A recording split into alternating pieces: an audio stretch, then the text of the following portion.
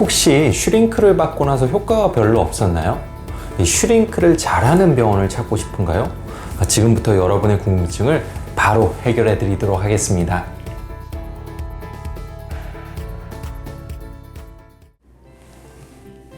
안녕하세요. 어려운 피부 지식 쉽게 이해하자. 피부과 전문의 문정은 원장입니다. 자, 여러분 슈링크 잘 알고 계신가요? 피부과에서 가장 대중적으로 시행하는 대표적인 리프팅 시술인데요. 유튜브를 비롯해서 각종 SNS 그리고 각종 포털 사이트에도 이 슈링크와 관련된 각종 후기나 광고들을 쉽게 접할 수 있죠. 그런데 그런 자료들을 보다 보면 정말로 전문적인 정보들은 별로 없는 것 같아요. 또 슈링크에 대해서 여러 가지 오해나 또 편견을 가지고 계신 경우도 많고요. 그래서 오늘은 이 슈링크에 대한 오해나 편견을 좀 교정해 드리고 또 어떻게 하면 슈링크를 잘하는 병원을 찾을 수 있는지에 대해서도 한번 말씀을 드려보도록 하겠습니다. 그 어떤 슈링크 관련 영상에서도 보실 수 없는 내용이니 반드시 영상 끝까지 시청 부탁드립니다. 자, 그럼 준비되셨나요? 가시죠!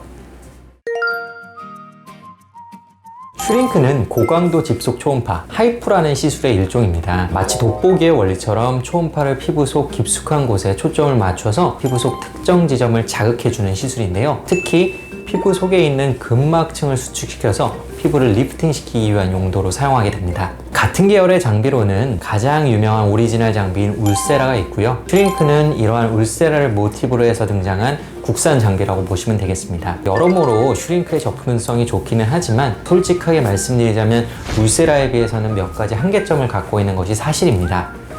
예를 들어서 울세라는 피부 속을 직접 들여다보면서 시술이 가능하지만 이 슈링크는 그러한 기술이 탑재되어 있지 않기 때문에 피부 속을 보지 못하고 시술자의 감으로만 시술을 해야 합니다. 또 울세라만큼 초점이 정교하게 맺히지 않기 때문에 아무래도 같은 강도 대비 이 시술 효과가 떨어질 수밖에 없습니다. 따라서 울세라와 슈링크는 같은 원리를 이용한 같은 계열의 장비로 분류할 수는 있겠지만 결코 동일한 효과를 내주지는 못합니다. 이러한 슈링크의 한계점 때문에 슈링크를 여러 번 받는다고 할지라도 실제로 제대로 받은 울세라 한 번의 효과를 쫓아가지 못하는 경우도 있기 때문에 무조건 슈링크를 좋은 시술이다 라고 말씀드리기는 어렵습니다.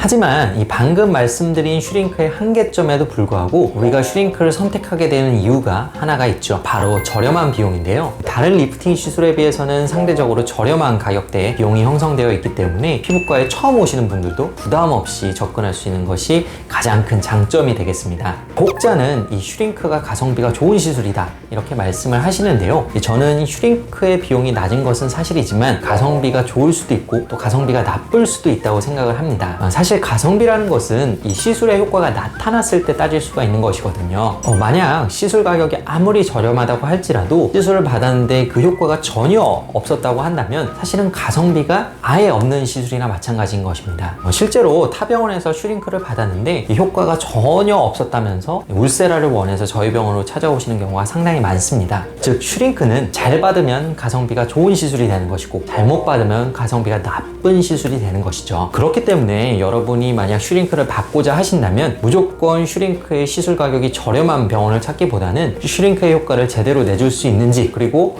슈링크를 정말로 가성비 좋은 시술로 만들어줄 수 있는지 한 번쯤은 고민해보고 병원을 선택하시는 것이 중요하겠습니다.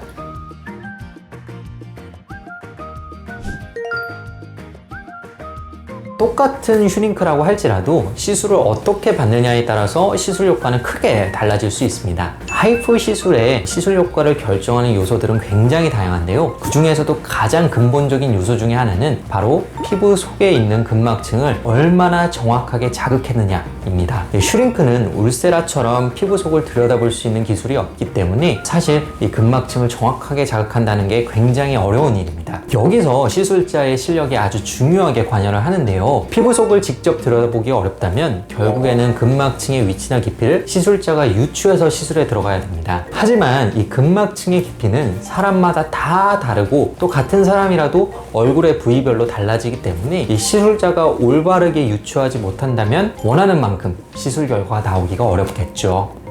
자, 여기서 한 가지 논문을 소개해 드리려고 하는데요. 얼굴의 부위별로 근막층의 깊이를 조사한 논문입니다. 슈링크나 울세라 시술을 하시면서 아직까지 이 논문을 읽어보지 못한 의사 선생님이 계시다면 가슴에 손을 얹고 반성하시기 바랍니다. 2019년에 유명 피부과학 학술지인 더마톨로지컬 서저리에 소개된 논문인데요. 150명의 서양인을 대상으로 앞볼 부위, 옆볼 부위, 목 바깥쪽 부위에서의 근막층 깊이를 측정하였습니다. 그 결과 앞볼 부위의 평균 근막층 깊이는 4.82mm, 옆볼 부위는 4.25mm, 목 바깥쪽 부위는 3.71mm로 나타났는데요. 이제 얼굴의 부위별로 어느 정도 깊이로 슈링크를 쌓아야 근막층을 자극할 수 있을지 좀 감이 오시나요? 이 결과는 슈링크나 울세라를 시술하는 시술자 입장에서 반드시 머릿속에 암기를 하고 있어야 하는데요. 이 결과 자체가 평균치이기 때문에 인종이나 연령, 노화 정도, 지방의 양 등에 따라서 얼마든지 변동이 가능합니다. 예를 들어서 체중이 많이 나가는 경우에는 근막층의 깊이가 더 깊어지는 경향이 있고, 또 나이가 들수록 근막층의 깊이가 더 얕아지는 경향이 있죠. 따라서 시술받는 사람의 얼굴을 정확하게 평가를 하고 또 여러 가지 변수들을 조율을 잘 해야 정확하게 근막층의 위치나 깊이를 예측할 수가 있기 때문에 이 시술자의 실력에 따라서 극명하게 슈링크 효과 차이가 생길 수밖에 없습니다.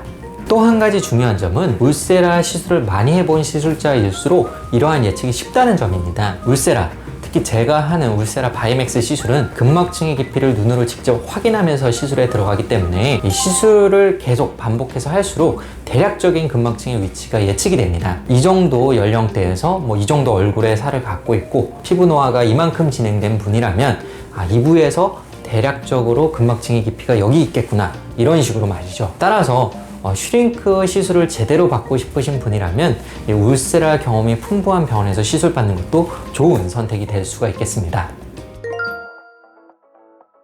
마지막으로 한 가지만 더 덧붙이자면, 이러한 조건을 만족하는 병원에서 제대로 슈링크를 받는다고 할지라도 슈링크가 갖고 있는 한계에 대해서는 명확하게 알고 계시는 것이 중요합니다. 애초에 슈링크로 개선되기 어려운 정도의 피부 처짐이나 노화를 갖고 계신 분이라면 아무리 슈링크를 제대로 받아도 그 효과를 제대로 느끼기가 어렵겠죠. 이러한 경우에는 다른 종류의 리프팅 시술을 병행한다든지 아니면 처음부터 슈링크가 아닌 울세라로 시술을 받는 것이 오히려 더 현명한 선택일 수가 있겠습니다. 따라서 시술자의 경험과 실력, 그리고 적절한 시술 대상의 선택, 이 두 가지가 합쳐질 때 최고의 슈링크 결과를 낸다고 생각을 하고요. 여러분이 병원을 선택할 때도 이 두 가지 조건을 고려를 해서 선택하셨으면 좋겠습니다. 오늘 내용이 유익하셨다면 구독, 좋아요 부탁드리고요. 지금까지 피부왕 정윤의 문정윤 원장이었습니다. 감사합니다.